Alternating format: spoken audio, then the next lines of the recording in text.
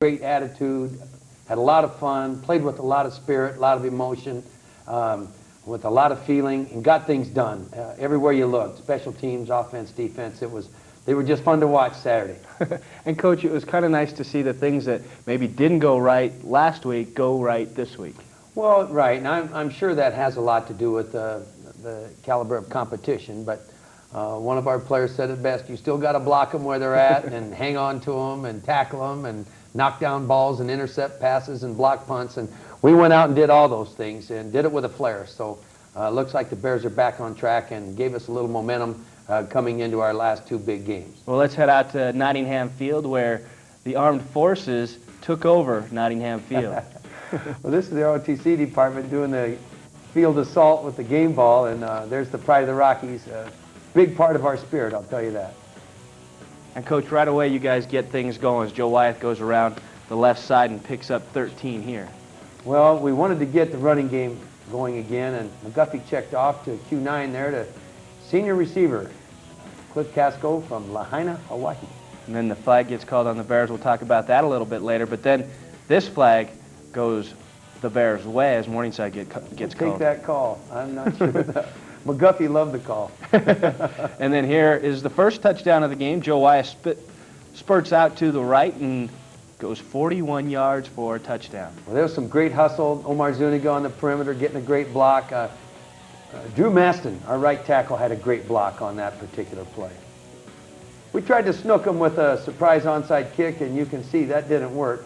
And they ran a couple quarterback draws here. They weren't designed that way, but we were over-rushing the quarterback, and J.J. White did some neat things tucking the ball in. And then here he hits Allner for 14 yards. And well, we had we just didn't play the 7 route very well there, and we got better as the game went along. But the Bears were lucky enough to score on every possession early in the game. And here Nolan Easton gets a nice run back. Well, Nolan is really stepping up to the pump in special teams. He's enjoying the chance to touch the ball. And here's a counter boot play. Look at the big guard, Colin Runge, out in front. And he got a crushing block out there, and McGuffey runs for about 20. And then Wyeth gets his second touchdown, a little option as he gets the pitch on the right side and goes 35 yards. There's some great blocks. John May, Eddie Bendokas, Drew Maston, Colin Runge, of course, and then the wideouts. I thought Dylan Mikas had his best blocking game. Whoa! And then Pepper gets tagged nice, and you guys try and get it back to 7s, but at this point it's just 12 to 7. Well, we've got to shore up some things on defense here. I'm a little concerned right out of the blocks, and as well as Coach Bresky and Coach English, but that's about it for the day. And look out, here comes Shad Morlock, sophomore strong safety from Adams City.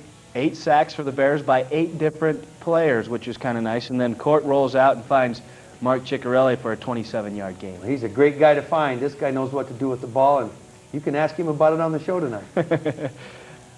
And then Trevin Pepper gets some redemption here as he catches this one. And what a move. This is one of the greatest 15, 20-yard receptions you'll ever see. Trevin was really fighting. Love that spirit, Trevin. He was a quarterback in high school at 8-man. And then the pitch to Trevin. Oh, Trevin. Tuck that ball away. How'd that get on the highlight tape? Trevin's going to, I think, try and 86 that one before they send it down to Pueblo. Yeah, we change sides, and then Dylan Mikas hauls in the 20-yard pass from McGuffey. Well, again, what a great pass-catch combination here at this university. And great pass, good protection, and nice catch. And we go for 2. And again, isn't that great Halloween shot right there? I think that was on the cover of the Greeley Trib. But again, kickoff cover, Jamie Heiner, what a tough customer. Linebacker out of Fort Collins. Again, a pass intercepted by former Colorado High School Player of the Year, Shad Morlock. And the defense really comes on strong, especially, as you said, early on. It looked like Morningside was moving the ball against the Bears, but they came up with a big play, and really the momentum started going the Bears' way. And a little change on the chains. Well, Mick Shook will fix it. Mick can fix anything. That's our great equipment guy, Mick Shook, and a great guitar player as well. Not much of a drive when you score like this. 1st down and 10, and Hank Moody hauls in the touchdown pass. Nice to see the big receiver out of Arapahoe High School haul one in. McGuffey on 2-point play, threads a needle to who? Dylan Micas. The M&M connection, 28-7. You get back to sevens, and Coach is happy about that. Oh, you bet. That's good execution, and it's great to see the guys having fun, enjoying the game. And nowhere to go for Odyssey, as he is met by these linebackers and the line quite often. Well, they tuned it up defensively. Uh-oh, little bobble, but he gets it and turns it on, and I think they called us for holding here, or illegal use of the hands, and that's too bad because it nullified a real fine return there by Nolan Easton. Nolan's a junior from Caliche High School. Still pretty good spot for the Bears as Damian Brown really turns it on, gets 12 yards here, and he had 66 yards, and really you could see his game step up just a little bit. Great block, John May, Ed Vendokas. Look at those guys in the middle, blocking, trap play, Ciccarelli, hard running, keeping his legs driving in for the touchdown. That away, Chicky. 7 yards on the touchdown, and the Bears go up 35-7, and then a nice hit on special teams Lenny again. Vaughn, look at him hustle down. Lenny's a sophomore out of Whitefield. Loss of 2 yards as John Curto pulls down J.J. White. Johnny's a senior out of Alamosa, giving us some great effort. And special teams coming up big again, Coach. Oh, man, that number 1 had a tough day. Blocked by Brian Scott, senior from Estes Park, and recovered by number 2, Johnny on the spot, Martin Jones from Sierra High School out of Colorado Springs.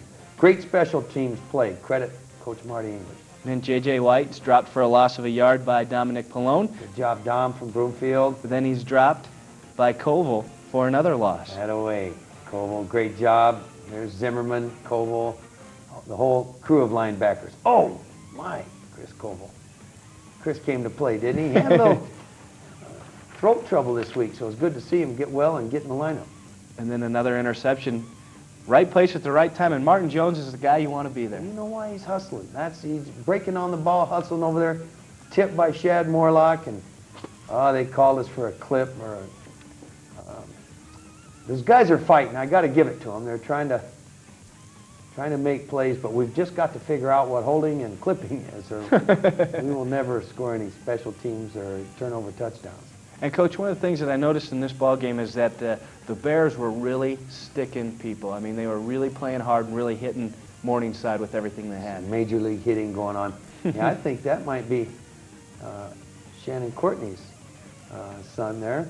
Well, that answers the question, where, Scooby-Doo, where are you? What? Nottingham Field. Scooby-Doo was disguised as Peyton right there, Tapia. So great to see Peyton get on a little bit of the Joe Glenn show there. Yeah. And Coach, you were saying that before the game that the Bears were just a little flat, hard to read, but man, when they came out, they really let it all out. I kind of give up, Jimmy, trying to figure out if your players are ready or not. There was a calm before the storm, but you could tell when I went to ask Court McGuffey prior to the coin toss, I said, Mac, should we defer and see what the wind's doing at halftime? He looked me in the eye, and this wasn't a question. He said, Coach, we're taking the ball. And I said, okay, go to it. So you knew they had the eye of the tiger, and they were ready to, the offense wanted the ball and wanted a chance to take it down and make something happen, and the defense picked up right where the offense left off. And you had to be pleased, Joe Wyeth, over 100 yards in the first half. We'll give Joe a lot of credit. He did some neat things once they got him in the secondary, but I give a lot of the credit to our perimeter blocking and our interior line, and our fullbacks came in and blocked a lot better, and it's a team deal, and Joe would be the first one to credit everybody else, but he's pretty elusive once he gets in the secondary, isn't he? 42-7 the score at half. When we come back, we'll have second half action on the Joe Glenn Show.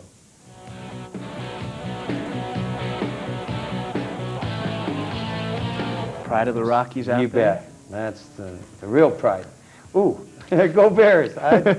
These are things I don't get to see, and great Halloween. A little funky chicken going on. You got it, at Nottingham Field. I bet Vic and Edie would like that. And again, special teams coming up with the big hit. Griff really doing a great job.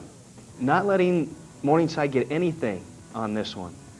There's Big 91 running their quarterback down, and things started getting rough for the Morningside offense. They started getting jacked and hit and nowhere to run, nowhere to hide, and Nolan up banging, and guys over the middle. It just was a long afternoon for those guys. You're going to see some big hits. And really, that's what the second half was all about. This defense just planted some of these Mustangs. And then the Mustangs get called for a couple things. Well, I don't think that was terrible. There's Dylan Micus on a reverse, well blocked. There's big Ryan Burkholder out there, and I thought he had some great blocks Saturday as well. Good job. McGuffey scrambling around. This one is another one that got onto the highlight. Here comes some of the pride, feeling their spirit. Again, the defense, a loss of 2 yards there, and then from the backside. Oh, it scrambles on for this ball. But they got it. Lanham was in there tough, fighting for the ball. And Ciccarelli gets a nice gain on this one, 28 yards for the fullback. Well, I think there was a lot of passes Kay would have liked to have called Saturday, but because they were there, they kept giving you the flat and some of those things, trying to stop the deep stuff. And McGuffey and Ciccarelli, and is that the quarter-meter? Quarterback counter, there it is. Yeah. And J.J. White gets 8 yards here, but again, he just gets leveled by the defense. Well, then Eric Turner. All the blue jerseys coming, and that is great pursuit. I know defense got to feel good about that.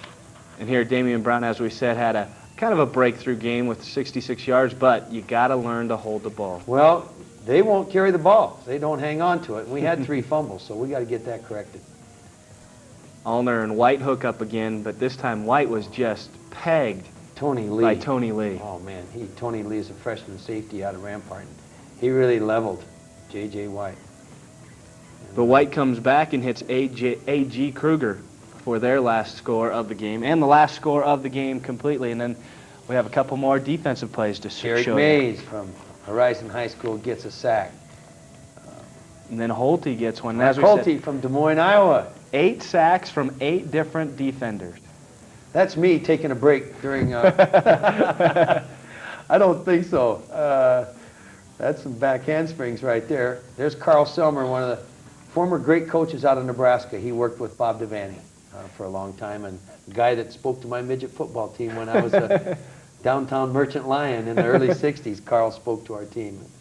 He's out of retirement helping Dave Elliott with the Morningside coaching staff. Yeah, and Coach, something that we talk a lot about in game time situations is the momentum. But you also have momentum season-wide, and this kind of gets the momentum going back the Bears' way. Mo is a big word in any sport, when you can get that momentum on your side. And I think that this has done something for our confidence and renewed vigor in our running game and the toughness of our defense. And if we can take this and build on it for these last 2 games, it will be just a shot in the arm we need. Well, we're going to talk with a couple guys from the offense, Colin Runge and Mark Ciccarelli, right after this on The Joe Glenn Show.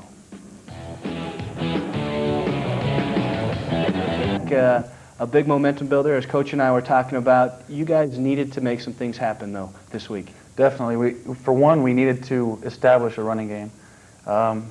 We've been harping on it all year, and we haven't got it going. So that was the first thing on our minds, to get that going and build on it from here on out.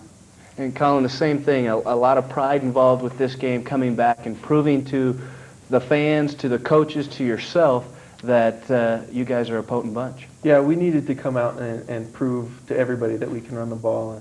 You know, there's been some doubts by coaches, media, by even players, and we just had to come out and show what we can do. But does it help having a good veteran group of linemen that have been in situations like that before? I think so. We know that we can run the ball, and we've got the talent to do it. We just had to set our jaws and go out there and do it. Yeah. Talk about the running back position as a whole, not just the fullback position, because there seems to be some, I don't know, a lack of depth there. Some injuries have hurt the Bears, but you guys have really had to step up and do a lot of things. Yeah, we've been unfortunate with the injuries, to Applewhite and stuff, and luckily Damian got back to us. But yeah, we've had to step it up a little bit and take, the slack off of that. And it's been tough, but we've made it through it, and I think we're doing all right. Now we have 3 great tailbacks that, all are capable of running the ball. And Mike Jorgensen's doing a heck of a job, and even Ron Scott's come up. And it's more than just running the ball. As a running back and as a fullback, the Bears ask you to do a lot in blocking and picking up assignments, coming out of the backfield to catch passes. Yeah, the running back position, as Harvey Patton says, is the most complete position on the field. You have to block, you have to run, you have to catch passes. We do it all. Yeah.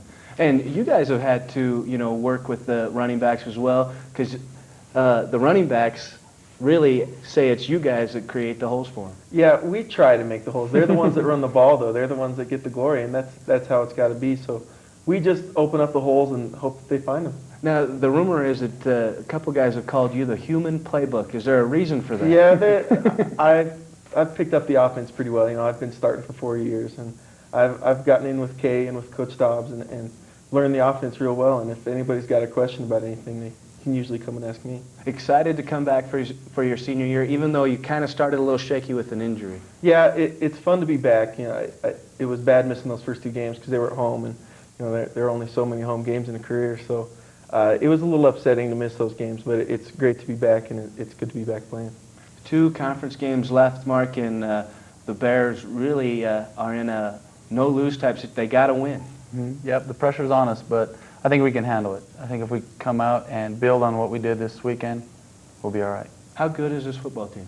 Or how good can this football team be? I think this team is as good or better than any team we've ever had here. We've got the talent to go all the way.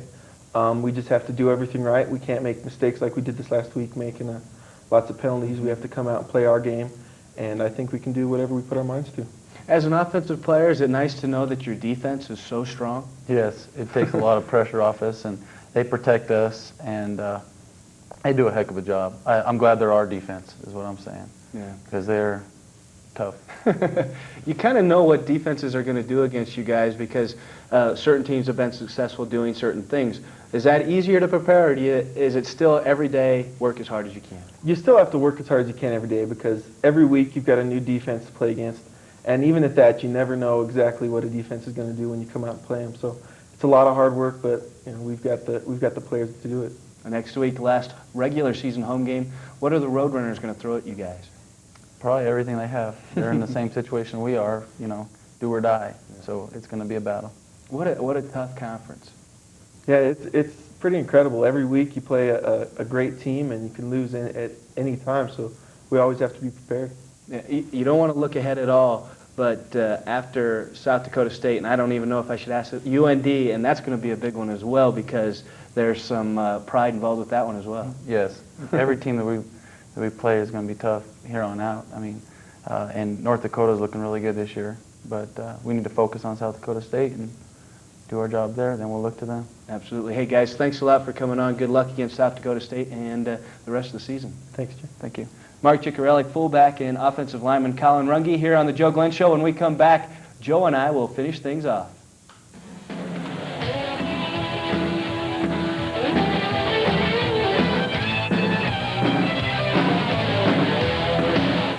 Honey, don't make me go car shopping.